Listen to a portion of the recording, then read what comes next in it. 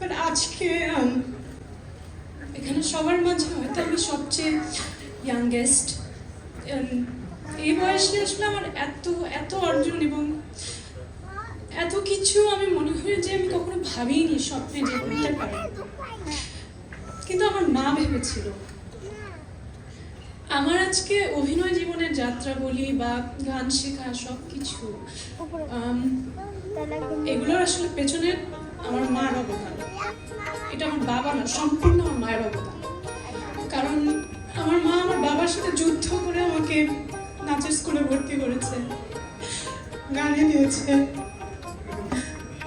আমার পরীক্ষার মাঝখানে আমার কোনো কাজ আসলে আমার মা বাবার সাথে ফাইট করেছে যে না, আমার মেয়ে পারবে, ভালো করবে, ওকে একটা সুযোগ দেওয়া উচিত। ও পড়াশোনায় যেভাবে মেনটেন করবে সেইভাবে ও অন্যান্য সব কিছুতেই করবে। তো আমার যখন হোলি ক্রসে চান্স পাই আমি ক্লাস 6-এ, ওটা আমার জন্য মানে অনেক বড় একটা পাওয়া ছিল। তো হোলি ক্রসে ভর্তি হওয়ার পরও যেহেতু আমাদের ঢাকার বাইরে থাকতাম বাবার পোস্টিংয়ের কারণে, আমার মা ফাইট করে আমাকে আর আমার ছোটো ভাইকে নিয়ে ঢাকায় চলে এসেছে যে আমি পারবো, তুমি কিছু মনে করো না। অথচ তার আগ পর্যন্ত আমাদের এক গ্লাস পানিও ঢেলে খেতে হয়নি, যেহেতু আমার বাবা সরকারি কর্মকর্তা ছিল। এত মানুষজন ছিল কোনো একটা কাজ করার জন্য, ডাক দেওয়ার জন্য। সেই মানুষটা একা একা আমার ভাইকে আর আমাকে নিয়ে ঢাকায় চলে আসে এবং আমার ছোট ভাইকে এমন দিন গেছে যে রেখে আসার কেউ নাই। স্কুলে এসে সারাদিন বসে থাকতো, আমার ভাইটা গরমে ঘামতো আর আমার মা বসে থাকতো যে আমার স্কুল ছুটি হবে, তারপর আমাকে নিয়ে বা বাসায়ও যেত না, তারপর আমাকে নজরুল একাডেমিতে নিয়ে যেত গানের ক্লাসে। অনেক সময় প্রোগ্রাম থাকতো, রিহার্সাল হতো রাত্রে 8টা 9টা 10টা পর্যন্ত। আমি স্কুল ড্রেস পরে বসে থাকতাম, আমার মা বাসায় যে খাবার নিয়ে আসতো আবার, যাতে আমার কোনো অসুবিধা না হয়। ইভেন আমার যখন কাজের প্রথম অফার আসে তখনও আমার মা আমাকে জোর করে যে she is the first person to recognize that creativity inside me.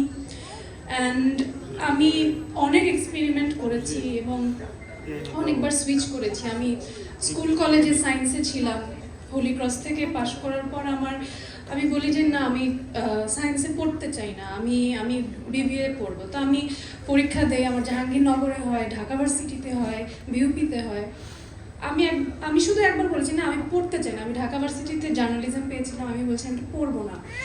আমার বাবার সাথে ফাইট করে আমার মা আমাকে বিউপিতে ভর্তি করে, কারণ আমার মা সবসময় আমার আগ্রহকে প্রায়োরিটি দিয়েছে এবং আমি কি হতে চাই এটা খুব রেয়ার। আমার মনে হয় যে সন্তানদের ইচ্ছাটাকে মায়েরা প্রায়োরিটি দেওয়াটা, তো আমি সেটা পেয়েছি, আমার ক্ষেত্রে সব সময় পেয়েছি। এবং আমাদের এই প্রফেশনটা এটা খুব কঠিন একটা জায়গা।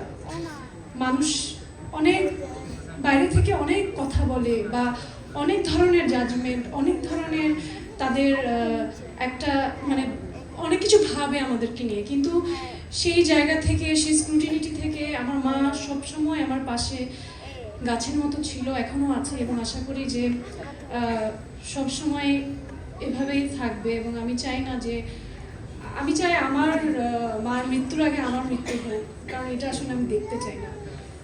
পৃথিবীর সকল মারা ভালো থাকুক এবং সবাইকে মা দিবসের শুভেচ্ছা। ধন্যবাদ।